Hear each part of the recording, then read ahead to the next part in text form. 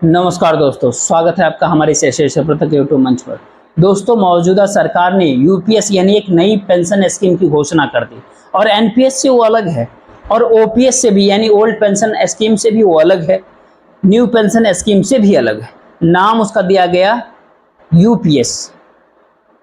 OPS और NPS से अलग यूपीएस केंद्र सरकार की कर्मचारियों की घोषणा की गई। क्या कर्मचारी इस बात से खुश है? और आखिरकार इस पेंशन के पीछे कोई छुपा हुआ एजेंडा तो नहीं है? दो अलग अलग मुद्दों पर इस पेंशन स्कीम की बातें हो सकती है।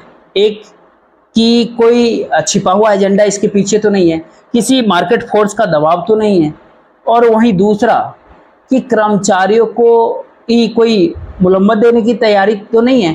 क्या वाकई सरकारी कर्मचारी इस यूपीएस से खुश है? दोनों पे हम बात करेंगे। पहली बात तो 2 दिन पहले एक खबर आती है और वो खबर आप सबने देखा होगा, ज़्यादातर लोगों ने देखा होगा। खबर ये होता है कि इस भारत देश के भीतर कार डीलरों के पास जो भी कारें और एसयूवी बेचने वाले जो डीलर हैं, उनके पास करीब 73,000 करोड़ की कारें गोडाउन में पड़ी हुई है। उनका कोई खरीदार नहीं। और क्यों नहीं है इस दौर में? क्योंकि इस दौर में इस देश के मिडिल क्लास ने ऑटोमोबाइल सेक्टर से लेकर के कहीं भी पैसा लगाना बंद कर दिया है। वो बचत के ऊपर ध्यान दे रहे हैं। वो बैंकों के भीतर भी पैसा रखना कम कर दिया है। ज़्यादातर पैसे म्यूचुअल फंड के अंदर लगा रहा है। ये तमाम सारी खबरें आपने देखा होगा, सुना होगा, पढ़ा होगा। ये खबरें 2-3 दिनों तक लगातार चली और इसके बाद कल फिर एक बड़ी खबर आई। कल शाम को उस समय एक खबर आई जब राहुल गांधी इलाहाबाद से सामाजिक न्याय को लेकर के एक बड़ी घोषणा कर रहे थे। प्रयागराज की धरती पर इतना बड़ा ऐलान विपक्षी नेता राहुल गांधी सरकार को खुला चैलेंज कर रहे थे आरक्षण बढ़ाने और जाति जनगणना के मुद्दे को लेकर के, जिसके बाद आनन फानन में कैबिनेट की बैठक होती है और कैबिनेट की बैठक के भीतर यूपीएस की यूनिवर्सल पेंशन स्कीम की मंजूरी दे दी जाती है। कर्मचारी संगठनों की पुरानी मांग रही है ये। तो अब ये सवाल उठना तो लाजमी होता है कि क्या सत्ता में ऐसे लोग तो नहीं हैं? क्या ऐसे लोगों ने क्या यूपीएस की ड्राफ्टिंग तो आनन फानन में तो नहीं किया, या फिर आनन फानन में इसको लाने का फैसला तो नहीं कर लिया कि 73,000 करोड़ की जो कारें गोडाउन के अंदर है, उन सारे कारों को बेचवाने के लिए सरकारी कर्मचारी कम से कम जो रिटायर्ड हो रहे हैं उनमें से ज़्यादातर लोग गाड़ियाँ ही खरीद लें। भारत में एक प्रवृत्ति होती है कि रिटायरमेंट के समय तुरंत बाद लोग गाड़ियाँ खरीदते हैं। ये आराम की जीवन जीने का वक्त आ गया। लोग घर बनाते हैं तो कौन जाए पब्लिक ट्रांसपोर्ट में धक्के खाने, कौन एक गाड़ी होनी चाहिए, एक अच्छी घर होनी चाहिए, हर किसी का सपना होता। तो एक आशंका तो उधर जाती है कि आखिरकार लोगों को पैसा इंजेक्ट करने पर नरेंद्र मोदी सरकार कैसे इतनी मेहरबान हो गई। आखिरकार यहीं से एक सवाल उठता है कि आप देखे होंगे कि बैंकों के भीतर लोग इस दौर में पैसा कम रख रहे हैं। एक खबरें भी चल रही है, ज़्यादातर पैसे लोग ज़्यादा रिटर्न के लिए म्यूचुअल फंड्स में लगा रहे हैं और बैंकों के पास पैसा कम होते जा रहा है, तो बैंकों की लोन देने की क्षमता भी घट रही है। जब पैसे ही लोग बैंकों में नहीं रखेंगे, ज़्यादातर लोग एफडी नहीं कराएंगे, तो बैंक कहाँ से पैसा देंगे? एसबीआई का एक डाटा आया था, जिस डाटा के बाद कई सारे सत्ता में बैठे हुए लोगों को भी कान खड़े हो गए कि विदेश के सबसे बड़े bank state bank of India के भीतर जब जमा कम हो गई तो इसके पीछे कारण क्या है? लोगों को कैसे प्रेरित किया जाए कि बैंक में आप पैसे रखें। बैंक में जितना एफडी पर ब्याज मिलता है, जितना सेविंग्स पर ब्याज मिलता है, जितना एमआई मतलब तमाम तरह के स्कीम पे जो पैसा जितना नहीं मिलता, उससे ज़्यादा म्यूचुअल फंड में लोगों को पैसा मिलने लगा। ऐसे मार्केट एक्सपर्ट का मामला है। कैपिटल मार्केट और मनी मार्केट को समझने वाले लोग इस तरह की बातें करते हैं। तो क्या उन सारे पैसों को वापस बैंक की तरफ खींचा जाए, और बैंक की तरफ कैसे लाया जाए? ईएमआई पे लोग जब गाड़ियाँ खरीदना शुरू करेंगे तो एक और 73,000 करोड़ की कारें जो फंसी हुई है वो भी निकल जाएगी। और ईएमआई के रूप में लोगों के पास बैंक पैसे दे तो ईएमआई के रूप में बैंकों के साथ लोगों का एक व्यवहार कम से कम शुरू करने का मौका फिर से मिल जाए।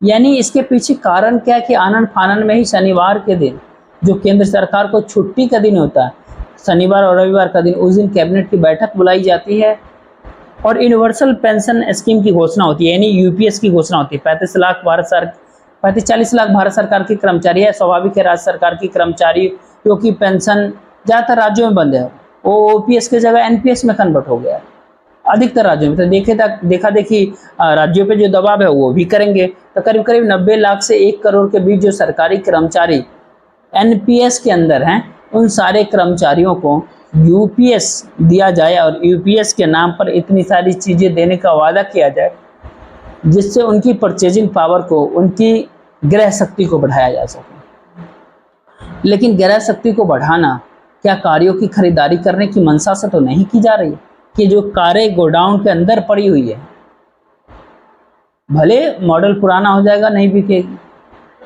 2023-24 की गाड़ी 2025, 26, 27 में कौन खरीदेगा? लेटेस्ट मॉडल लोग लेना चाहते हैं, ये मंशा तो नहीं है। खैर, जो कोई भी मंशा हो, जब सत्ता और कॉर्पोरेट की नेक्सस को क्रोनी कैपिटलिज्म के नाम से जब सब लोग इस देश में जानना शुरू कर देते हैं, सबको ये बात मालूम हो जाता है कि इस भारत देश के भीतर ज़्यादातर देशों के अंदर और आज के भारत में जब एक धारणा बरबती होती जा रही है कि सत्ता कॉर्पोरेट के लिए और सत्ता कॉर्पोरेट के लिए, कॉर्पोरेट सत्ता के लिए, कुछ दिन बाद ये हो सकता है कि ये धारणा भी बनने लग जाए कि सत्ता ही कॉर्पोरेट है और कॉर्पोरेट ही सत्ता है। खैर, अभी तो गनीमत है कि ये धारणा नहीं बनी है कि सत्ता ही कॉर्पोरेट है। आज के दौर में जो बड़ी बड़ी कंपनियां हैं, जो गाड़ियां बनाती है, तमाम सारी चीज़ें बनाती हैं, तो उन तमाम चीज़ों की बिक्री करवाना ये मंशा है या नहीं है, इसके ऊपर आने वाले वक्त में पता चलेगा। लेकिन अब उस बिंदु पर आते हैं, क्या सरकारी कर्मचारी इस बात से खुश हैं एनपीएस, ओपीएस और यूपीएस के इस झोलझाल से? पहली बात ये कि इस भारत देश के कर्मचारियों को पहले ओल्ड पेंशन स्कीम मिलती थी, ओपीएस, ओल्ड पेंशन स्कीम, जिसको चालू करने की मांग वो कर रहे हैं। अटल बिहारी वाजपेयी की सरकार ने सरकारी खर्च घटाने के नाम पर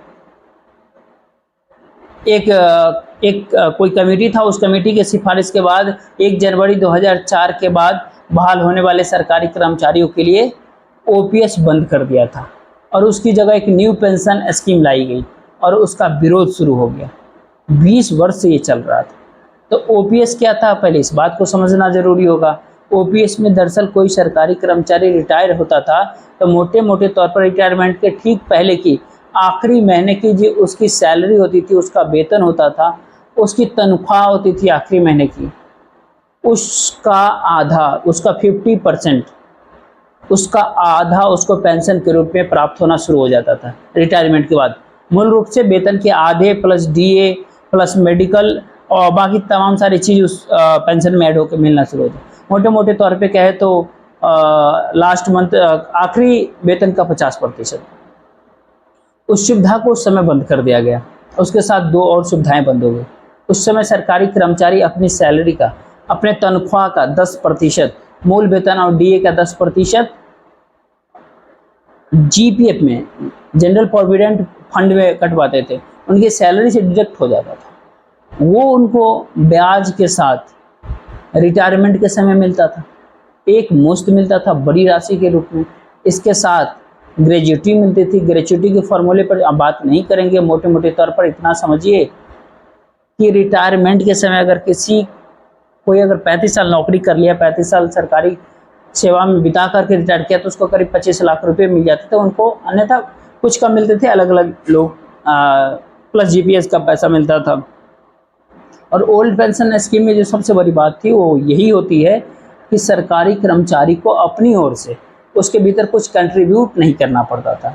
यानी ये कहे कि अपनी सेवा के दौरान किसी पेंशन स्कीम में उसको किसी पैसा नहीं लगाना पड़ता था, तो सरकार की तरफ से स्वैच्छिक उसको पेंशन मिलती थी, जो अंतिम सैलरी के 50% यानी उसके तनख्वाह के आधे से शुरू होती थी, या फिर सैलरी की तरह वो भी धीरे धीरे बढ़ते रहता था।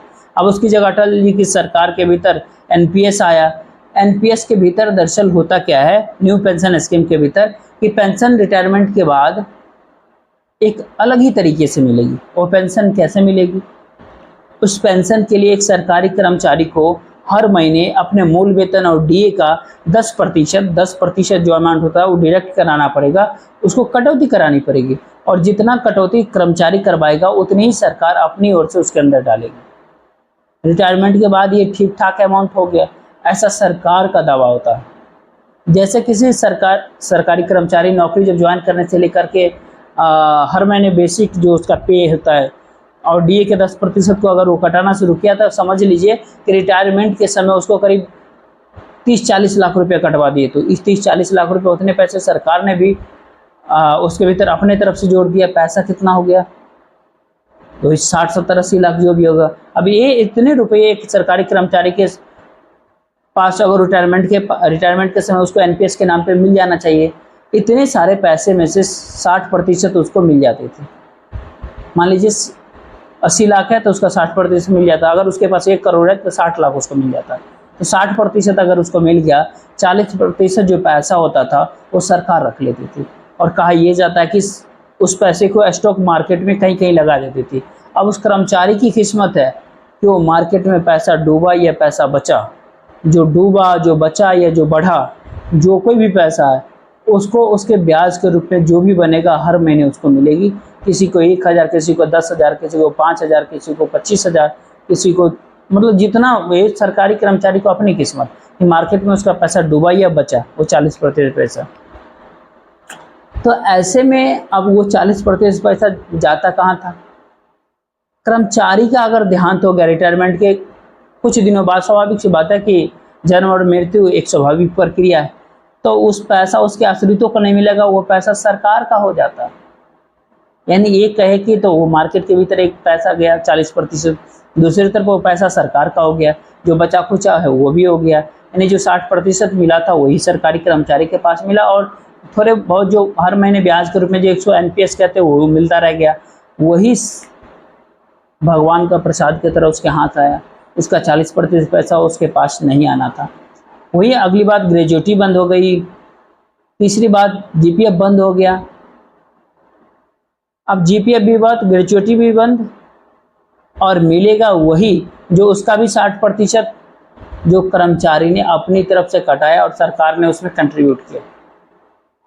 अब वो बात करते हैं नरेंद्र मोदी जी ने, इनकी कैबिनेट ने आखिर कल क्या अनाउंस किया था, परसों क्या अनाउंस किया, यूपीएस के नाम पे क्या अनाउंस किया? यूपीएस के नाम पर अनाउंस किया गया कि आखिरी 12 महीने की जो सैलरी होगी किसी भी केंद्रीय कर्मचारी की, उसका औसत निकाला जाएगा, उस औसत का 50% दिया जाएगा।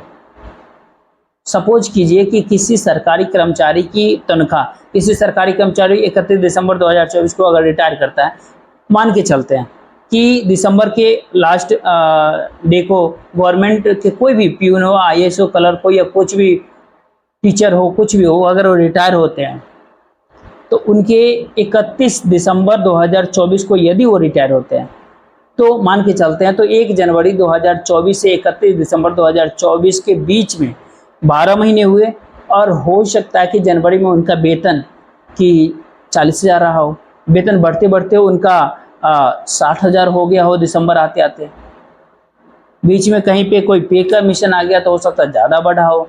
तो इस पूरे 12 महीने के दौरान जितने भी सैलरी, जितने तनख्वाह वो उठाए उसको 12 से डिवाइड किया जाएगा, तब जा कर के उसके जो सैलरी बनेगा, जो औसत मासिक सैलरी उसका 50%, मान लीजिए 50 अगर औसत आता है 50,000 तो उसको 25,000। ये सवाल है। ग्रेजुएटी फिर भी नहीं, जीपीएस फिर भी नहीं मिलेगा। ग्रेजुएटी और जीपीएस भूल जाइए। और उसके बाद ग्रेजुएटी के बारे में ज़्यादा जानकारी है नहीं, लेकिन हो सकता है कोई सरकार दे, लेकिन उम्मीद कम लगती है इसके ऊपर। लेकिन उसके बाद इस पूरे नई पेंशन स्कीम यानी यूपीएस के भीतर जो पैसा आपने एनपीएस के रूप में 2004 से 2024 के रूप में कटाया, उसका कोई माई बात नहीं है, कुछ भी नहीं मिलेगा। कहा तो ये भी जाता है कि 6 महीने की सैलरी एक्स्ट्रा दिया जाएगा रिटायरमेंट के समय, लेकिन जो पैसा आपने कटाया वो पैसा आप मान लीजिए सरकार का, वो नरेंद्र मोदी सरकार के खजाने में गया, वो आपको नहीं मिलना है, ऐसा कहा जाता है। कोई व्यक्ति 2004 में जो नौकरी में है तो कोई 2024 तक है, तो 20 साल जो कुछ भी वो पैसा कटाया वो कटाया। और ये कटौती अभी कराते रहना, ऐसा नहीं कि इसको बंद कर देना, यूनिवर्सल पेंशन स्कीम मिल गई तो ये कटौती रुक जाएगी, ऐसा नहीं। ओपीएस की तरह रुक जाएगी, वो भी नहीं है। यानी जीपीएफ भी नहीं, ग्रेजुएटी ने भी जो पैसा कटा उसका भी कोई माँ बाप नहीं पता चल रहा है फिलहाल, ग्रेजुएटी का भी कोई कुछ क्लैरिटी साफ नहीं है। अब ऐसे में अंतिम सैलरी के 50% में 12 महीने के औसत वाला झोल, यही है यूपीएस। और सरकारी कर्मचारियों के सामने दो तरह की बातें सामने होती है। एक तो ये कि कुछ लोग का ये कहना है कि एनपीएस सबसे खराब और ओपीएस सबसे बेहतर है। बीच में यूपीएस है। एनपीएस से बेहतर यूपीएस, यूपीएस से बेहतर ओपीएस, और कर्मचारी ओपीएस के डिमांड पे अड़े हुए। वहीं एक और थ्योरी जो सरकार समर्थक लोग ज़्यादातर बातें करते हैं, उनका ये मानना है कि एनपीएस और ओपीएस ये सबसे बेहतर है। और तीसरी बात, सरकारी कर्मचारियों का एक बड़ा सा वर्ग है, उसका ये कहना है कि ये तो एनपीएस से भी ज़्यादा खराब है यूपीएस। उनको हर हाल में ओपीएस यानी ओल्ड पेंशन स्कीम चाहिए, न यूनिवर्सल पेंशन स्कीम चाहिए और न ही न्यू पेंशन स्कीम चाहिए, ओल्ड पेंशन स्कीम चाहिए, ओपीएस चाहिए। यही सब झोल झाल है। ये यूपीएस नहीं कंप्यूटर वाला कि कंप्यूटर चला या ये वो यूपीएस के भरोसे चला। ये कर्मचारियों के जीवन के भरोसे का सवाल है, और उस भरोसे के ऊपर यूनिवर्सल पेंशन स्कीम ये नहीं चलेगा। बाकी देखना बाकी आने वाले समय में क्या कुछ इस पे और क्लैरिटी आता है, हम आपके साथ लेके खबरें शेयर करते रहेंगे। बाकी देखते रहिए, वीडियो को लाइक कीजिएगा, चैनल को सब्सक्राइब कर लीजिए। जय हिंद।